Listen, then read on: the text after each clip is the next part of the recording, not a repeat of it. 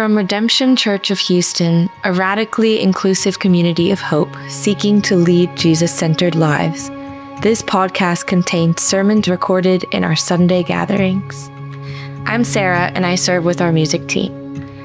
I wonder if you have ever felt like you were paddling like crazy in life just to stay afloat. The reality is, I'm drowning is an all too common description we use to describe seasons of our lives. This sermon aims to speak to that reality. We can get sermons like this one out into the world because of the support of our community. If you would like to support our work as a church and help us pursue financial health, you can contribute at redemptionhou.com/give. Setting your gift to monthly recurring is a true gift to us as we plan for the months ahead. Now, before a reading from this sermon's text, we pause for a moment of stillness.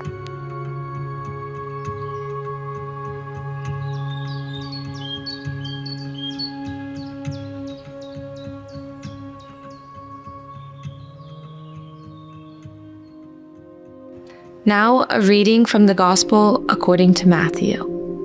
Right then, Jesus made the disciples get into the boat and go ahead to the other side of the lake while he dismissed the crowds.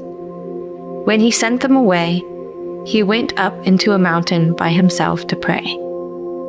Evening came and he was alone. Meanwhile, the boat, fighting a strong headwind, was being battered by the waves and was already far away from land. Very early in the morning, he came to his disciples, walking on the lake. When the disciples saw him walking on the lake, they were terrified and said, "It's a ghost." They were so frightened, they screamed. Just then, Jesus spoke to them. "Be encouraged. It's me.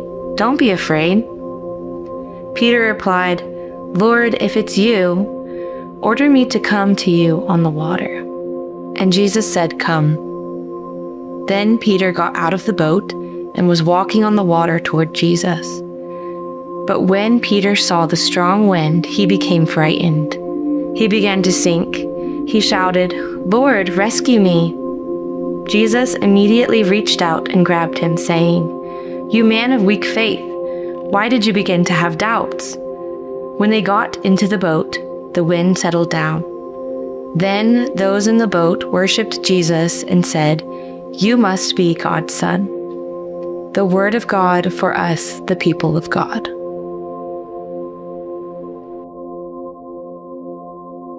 Max Weber, the, German sociologist, that old guy, said that we live in a disenchanted world. And he says this about 100 or so years ago as the 20th century begins to dawn. And his conclusion is that the world is simply raw material. And because the world is raw material, it is predictable. It's made of atoms and cells and elements. And so everything can be mastered through calculation, rationality, technique, strategy. The world is not a place filled with sacred presence, but instead is a resource to be manipulated, controlled, exploited. This optimistic humanism led us into the 20th century and allowed us to do really incredible things. We landed on the moon. Don't believe the YouTube video that you watched, okay? But the irony is that Weber actually predicted that it would be modern Protestantism, that branch of the church that gave birth to evangelicalism, that would accelerate this idea of a disenchanted world. It was this modern Protestantism that denied sacrament, denied relics, denied saints, denied this sort of mystical and mysterious nature that we lived in. And instead, what it replaced all of that with is something called the Protestant work ethic. Assurance of salvation did not come from receiving a sacrament from a priest in the church. Assurance of salvation came from showing signs that you were, in fact, one of the chosen ones. This was evidenced by a certain ethic of hard work, frugality, purity, and success. This way of being seeped deep into the heart of America, into the heart of our nation, into the heart of the ethos and the air that we breathe.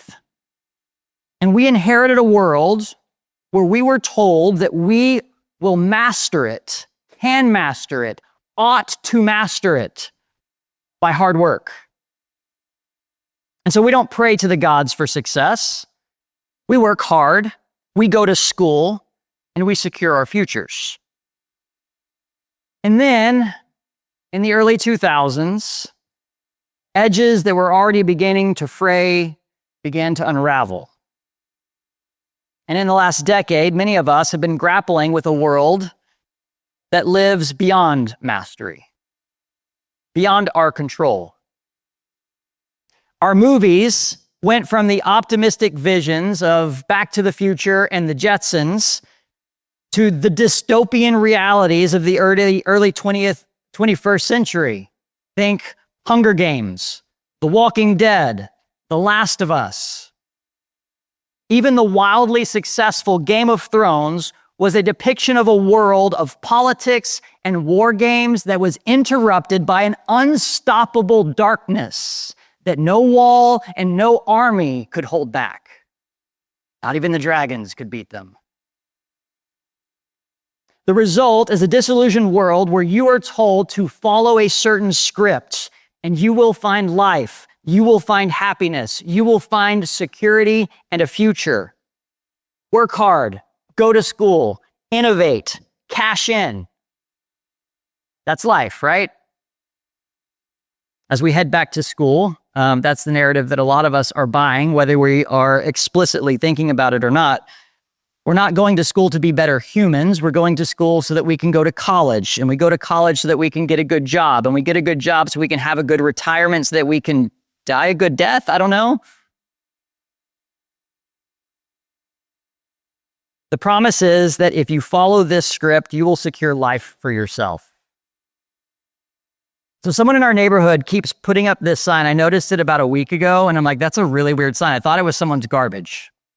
But then it moved, and I realized, oh, this is like an intentional thing. So this sign is like moving through our neighborhood, and if you see it up here, it says justification for higher education. I'm like, what a random thing. So I Googled it, and apparently this is a somewhat famous poster. Okay, fun facts, don't ever say I didn't teach you anything. Are you ready? This was the #1 selling gift at Spencer's at one point. And y'all all just aged yourself. You see, kids, there used to be these things called malls.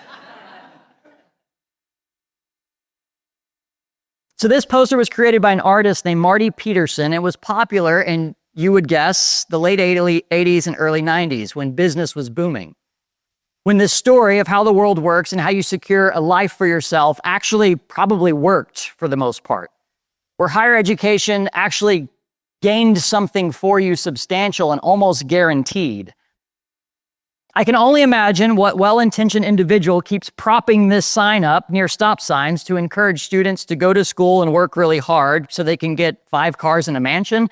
By the way, there are a lot of really, really highly educated people in this room with really, really highly educated high degrees. And I'm looking in our parking lot, and I gotta say, y'all, I'm disappointed in you. You're better than this, okay? And I can't imagine these poor alpha kids that are driving by this sign who have, they're not dumb. I've known teenagers long enough to know they've got real good bull hockey meters, and they have to look at this and be like, are you kidding me? Is this a joke in this economy, right? But this is the promise. And I know how silly it is. Notice how vapid it is. Like, this is what life is all about. Like, this is what I'm working so hard for. This is what I gave so much of my life to. Even if I got it, even if I arrived at this. I know many of you feel the visceral nature of the disappointment. of the letdown, of the failure of this promise to deliver. Because at some point, you did give your life to this. At some point, you did buy in to the American dream. And now, the last several years, the last decade has left all of us grappling with some other script, something else we can live by. Well, the story of Jesus walking on water comes in a series of stories in Matthew where he's going to intentionally contrast stories about Jesus with another story. At the beginning of Matthew 14, Matthew does something weird, where 14 chapters into Matthew's gospel, and he inserts a story out of place, out of sequence. We're suddenly whisked away to Herod's court, and we find ourselves at Herod's banquet. We've arrived at the 5-car garage mansion, which is in Malibu, I don't know, maybe, the beach city somewhere. And there's a party going on. And it's here we see John the Baptist, God's prophet, being beheaded. The story matters, and Matthew places it here because it shows us our world. The world of 5-car garages and mansions, the world of promises like that, the world that we actually live in.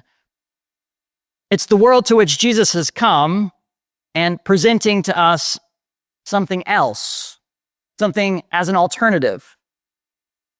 The scene in Herod's hall is our disenchanted world, where even those who have arrived, Herod, the powerful, the well-off, the secure, are still insecure.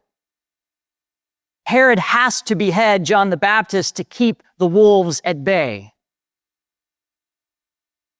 Those who have to scratch and claw to keep what they've gained. And it is intentional that this is the only story in the gospel where Jesus does not appear.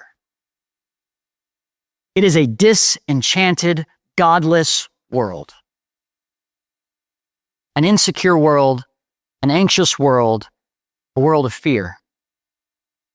And the only way it seems to silence the fear is through mastery, domination, control, violence. You are left on your own, and it's a dog-eat-dog world. And if that's true, we are all in over our heads.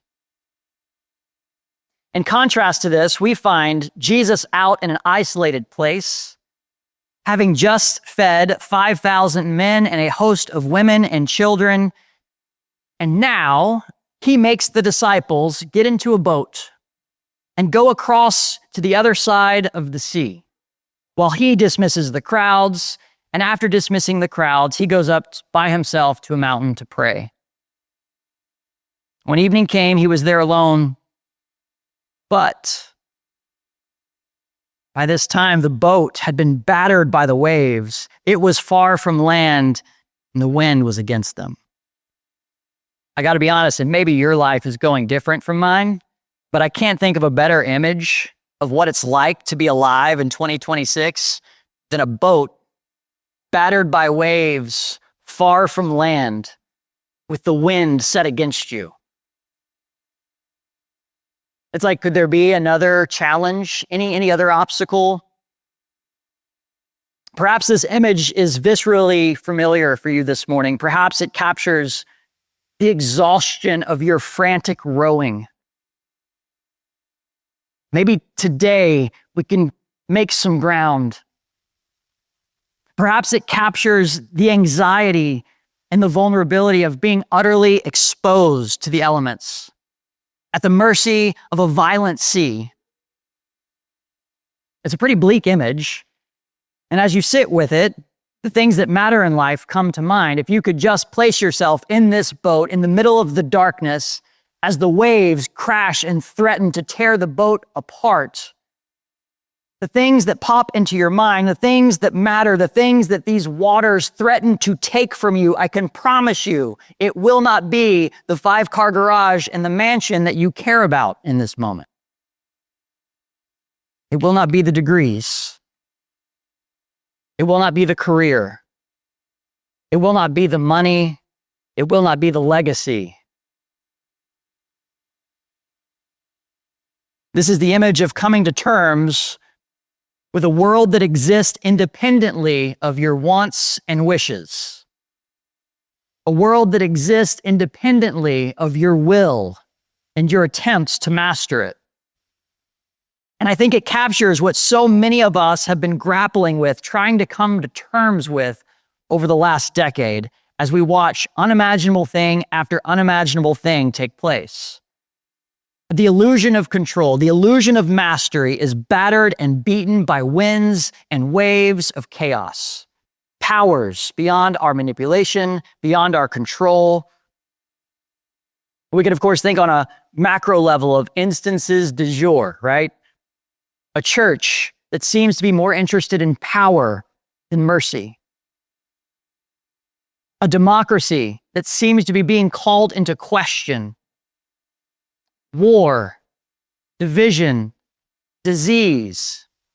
Like at some level, it feels like we're like in the Middle Ages, but with like spaceships. Literally. But beyond this, personally, individually, this hits home.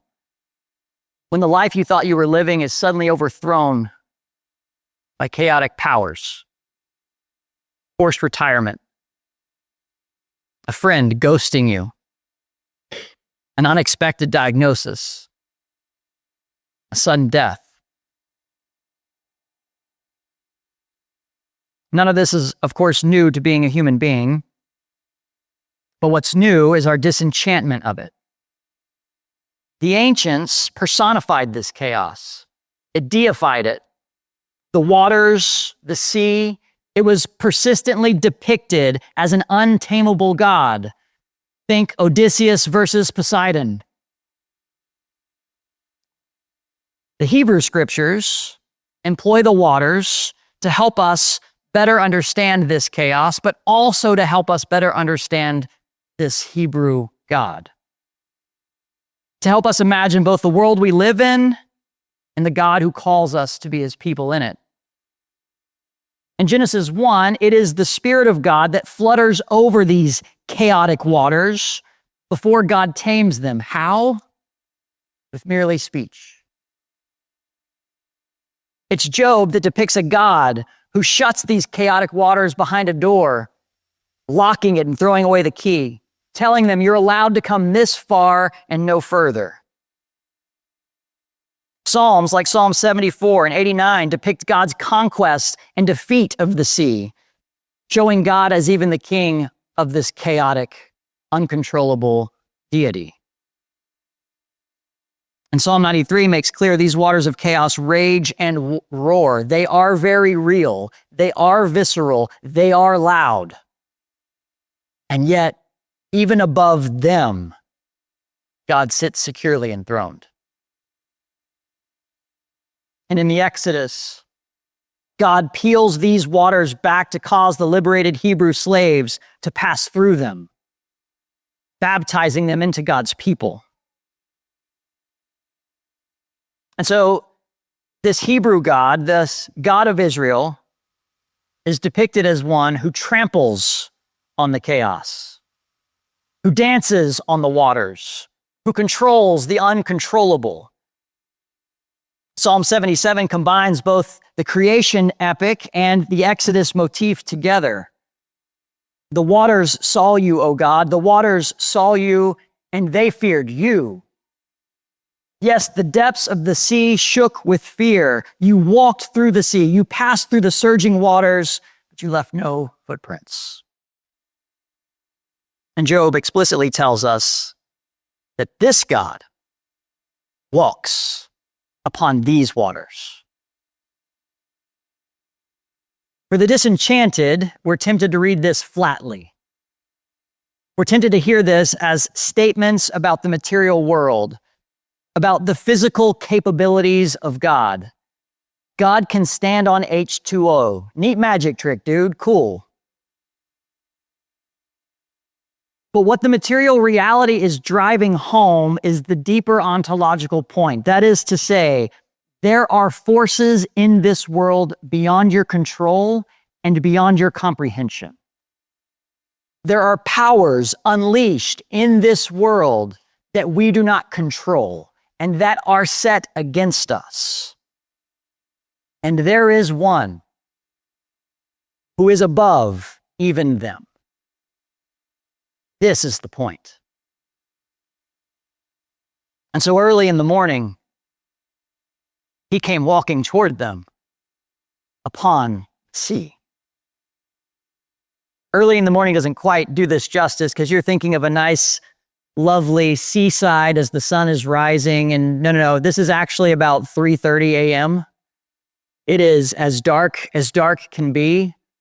And the sea is not calm. It is not tame. It is raging. The image of Jonah is being brought to mind. Jonah is a story of, right, the whale and he goes in and he swallows them and he spits them back out. But at the beginning of that story, the reason they throw Jonah in the ocean to begin with is there's a bunch of sailors in a boat and a great storm is hurled upon the sea to the point that the boat threatens, it's personified, it threatens to break apart. That language is being borrowed here by Matthew. The very ground that they're standing on is in danger. It's the middle of the night, and here he comes, treading upon all of this chaos towards them. Disciples like us grasp for an explanation that can fit Jesus into our understanding of the world. It's a ghost. And Jesus responds to their fear. Be encouraged. Take heart. Ego eimi, he says. I am, he says. He quotes Exodus chapter 3 to them. He speaks the same words the God of the burning bush spoke to Moses. He says, Yahweh is here. I am the God of Abraham, Isaac, and Jacob. I am the God of Israel. I am the God of the burning bush and the fiery mountain. I am the God who leads you through the seas, leaving no footprint behind. The God who tramples upon chaos, tames it, stills it with a word. This is the God who is with you now. Take heart. I am. Do not be afraid. If we're honest, we're suddenly met by someone more terrifying than the waters, more terrifying than the unknown, because we are met by God. The theologian Karl Barth said that fear is the anticipation of a supposedly certain defeat. The seas of life show us that we're not in control. We fear when we think we might lose it, when something might overcome us, be taken from us. The precious but fragile realities of our lives tossed by a violent, death-dealing world. But then we are met by one who hovers over even these waters, who hovers over even death itself, who stands firmly upon the chaos, who strolls unanxiously through the seas that batter us. And we are right to be terrified. My God, what else could you say? And it's here that we first begin to follow this Jesus, because here we experience the death of coming to terms with ourselves the way that we think that we are. The Herod in us dies. The ego dies. We realize the story is not ours to write, but Christ's. And these waters of chaos come to life as the Lord of life draws near to us. So you might be here afraid of the chaos.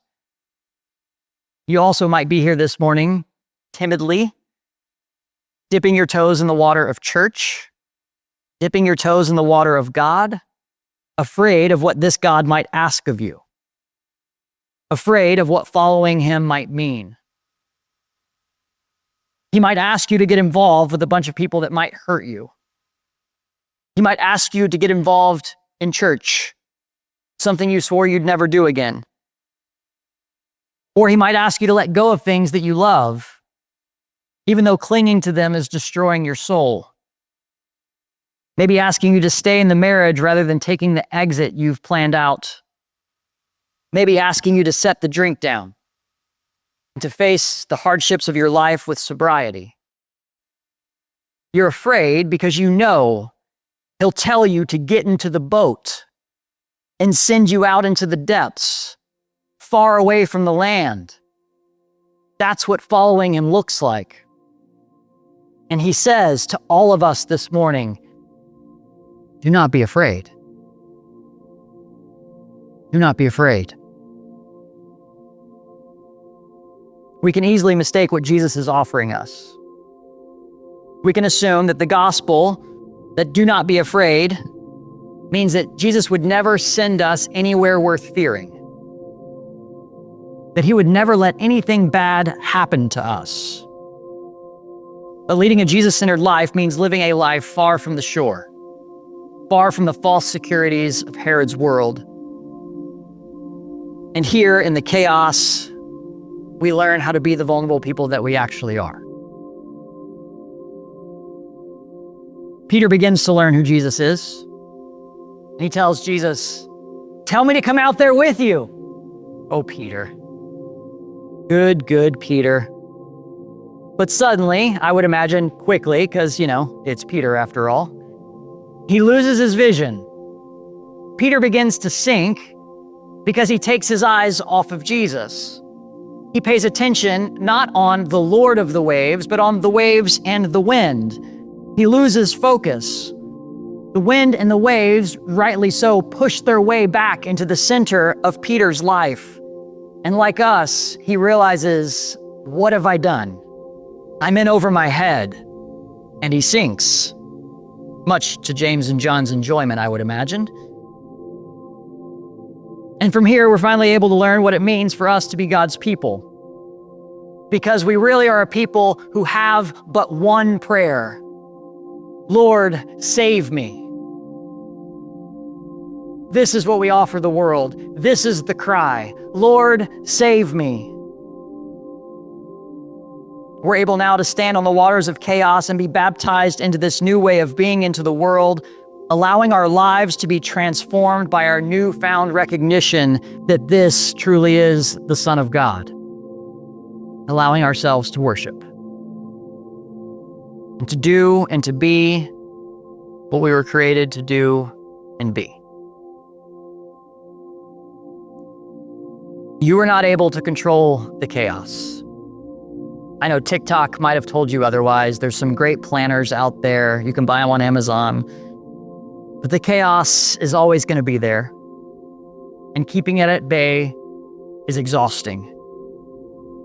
You will not manage the surges of life's crushing waves. You cannot trample upon the waters, upon death.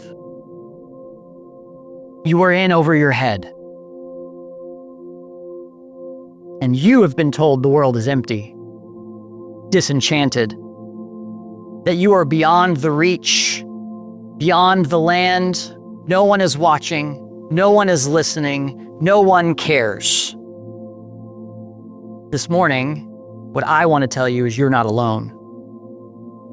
There is one who hears your cry, who tramples upon your death and chaos and makes his way, reaching out towards you through the middle of all of it. And he is making you just like him. And everyone who calls upon the name of this Lord will be saved. Thanks for listening. As you go about the day or evening ahead, may you go in the love of the Father, may you be warmed by the light of Christ, and may you receive the comfort of God's Spirit every hour. Glory be to the Father, the Son, and the Holy Spirit, as it was in the beginning, is now, and ever shall be, world without end. Amen.